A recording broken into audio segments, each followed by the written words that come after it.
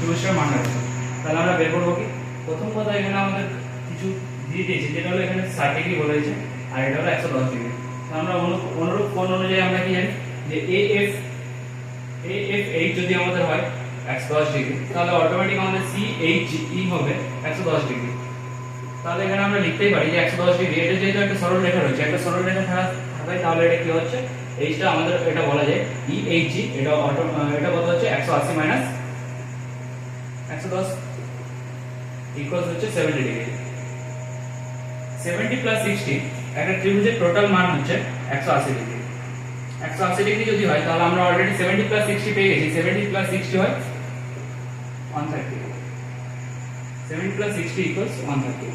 130 যদি হয়, total 180 minus 130, 180 minus 130 equals হচ্ছে 50।